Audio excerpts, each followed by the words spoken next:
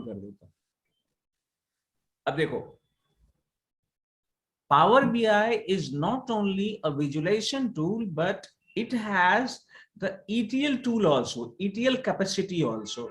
इसके अंदर ईटीएल की भी कैपेसिटी है, एक्सट्रैक्ट, ट्रांसफॉर्म एंड लोड। ये किसके थ्रू होता है तो आपको याद होगा, उसका नाम है जिसे हम बोलते हैं पावर बीआई एडिटर होता है इसके अंदर, याद है, जिसको क्वेरी एडिटर बोलते हैं। Yes sir, yes sir, query editor.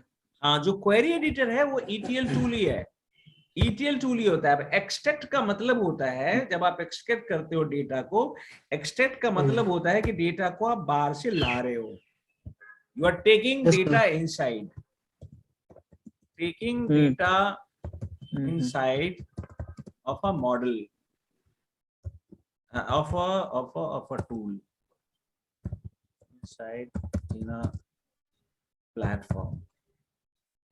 Okay?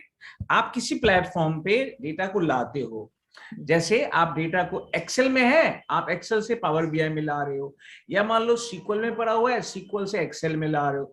मतलब किसी एक प्लेटफॉर्म से दूसरे प्लेटफॉर्म में अगर आप डेटा को कन्वर्ट करते हो, आई मीन कन्वर्ट से मेरा मतलब डेटा को एज इट इज लाते हो, है ना, सिर्फ प्लेटफॉर्म चेंज करते हो तो उसको बोलते हैं extract, taking data inside in a platform. अब बाहर से कहीं से भी आ सकता है, जैसे हो सकता है क्लाउड से ला रहे हो आप, हो सकता है एजियर से ला रहे हो सकता है आप माइक्रोसॉफ्ट का जो एजियर वहां से ला रहे हो, या मान लो अमेजन का जो हमारा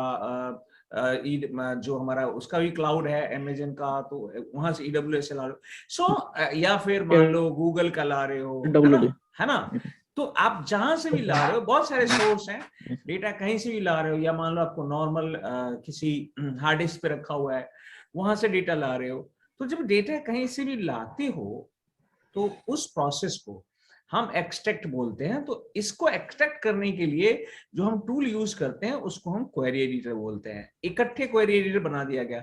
इसी को पहले जमाने में एमएसबीआई, हालांकि अभी भी यूज करते हैं लोग, इसके लिए टेक्निकल होना जरूरी होता था। एमएसबीआई का नाम सुना होगा आपने, माइक्रोसॉफ्ट बिजनेस इंटेलिजेंस टूल, जिसके अंदर SSAS, SSIS, SSRS होता है, and it has good package. 20 lakh 25 lakh 30 lakh रुपए भी देते हैं लोग, एक्सपीरियंस 12-15 साल का एक्सपीरियंस हो जाता है तो देते हैं लोग।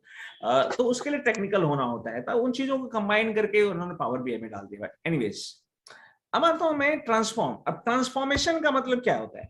ट्रांसफॉर्मर का मतलब होता है कि आपने डेटा लिया, एक जगह से, डेटा को एक जगह से दूसरी जगह लाए, लेकिन ट्रांसफॉर्म कर रहे हो। ट्रांसफॉर्म करने का मतलब होता है अप्लाइंग क्लींसिंग,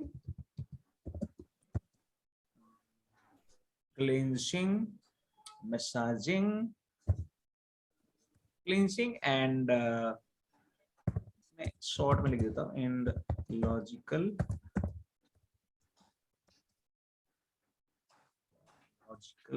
कैलकुलेशंस। अब देखो, अब आप क्या करते हो ट्रांसफॉर्मेशन में, क्या होता है कि आप डेटा ले तो आए, लेकिन आपको कई बार ना उसे क्लींसिंग का मतलब होता है, क्लींसिंग, मसाजिंग, सैनिटाइजेशन, ये सब क्लींसिंग के अंदर आता है। क्लींसिंग का मतलब, स्पेलिंग मिस्टेक, तो स्पेलिंग के टाइपिंग के लिए ना, टाइपो के लिए प्लीज माफ करना मेरे को, टाइपिंग। क्लींसिंग का मतलब होता है, जैसे देखो मैं बताता हूँ, क्लींसिंग का मतलब होता है कि रॉ डेटा लाए आप, अब उसको क्या कर रहे हो, अपने अकॉर्डिंग क्लीन कर रहे हो। जैसे मान लीजिए थोड़ा सा ना बैकग्राउंड नॉइज आ रहा है, तो प्लीज ट्राई टू कंट्रोल। जब आपको जब बोलना होगा तो आप ऑन कर लेना। तो अब देखो क्या होता है कि जैसे मान लो आपने डेटा लिया, तो आपके पास पहले से डेटा में मान लो 25 कॉलम है, देयर आर 25 कॉलम्स। अब 25 कॉलम्स है तो उसको हम वेरिएबल बोलते हैं, ठीक है। अब क्या होता है, वो 25 कॉलम्स है, अब 25 कॉलम से आपने डेटा आ तो गया, लेकिन आपको लगता है कि यार 25 कॉलम की जरूरत नहीं है मेरे को, वो कम भी हो सकता है। आप क्या करते हो, उसमें से कुछ कॉलम आपके रिपोर्ट में जरूरत नहीं है, तो आपने क्या किया, उस कॉलम को हटा दिया। जैसे मान लो कई बार क्या होता है, डेटा आप कहीं से लाते हो ना, तो ईयर अलग कॉलम में होता है, डेट अलग कॉलम में लिखा होता है, टाइम कहीं और लिखा होता है।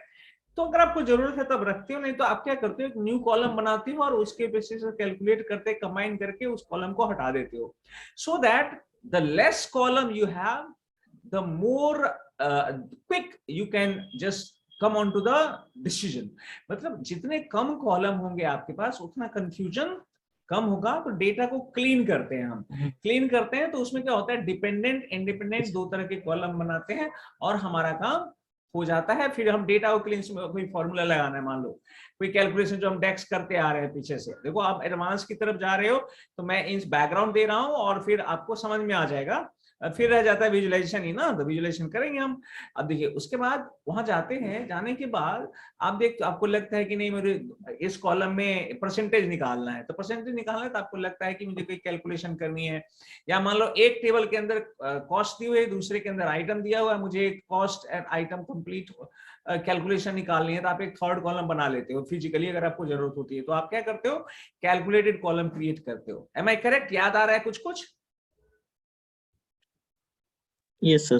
तो इस प्रोसेस को बोलते हैं ट्रांसफॉर्मेशन, और वो भी आप क्वेरी एडिटर के थ्रू कर सकते हो। नहीं, उसके बाद आ जाता है हमारा लोड।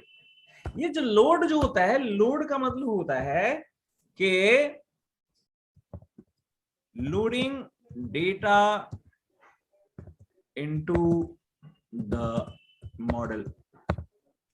यानी जब ये सारे कैलकुलेशन आप कर लेते हो, प्राइमरी की है कि नहीं है, मेरा डेटा बिल्कुल क्लीन हो जाता है, साफ सुथरा हो जाता है, तो हम क्या करते हैं, उसे लोड कर देते हैं, यानी कि मॉडल बना देते हैं, मतलब रिलेशनशिप बना देते हैं अगर जरूरत है तो, या फिर हम रिपोर्ट के लिए लोड करते हैं।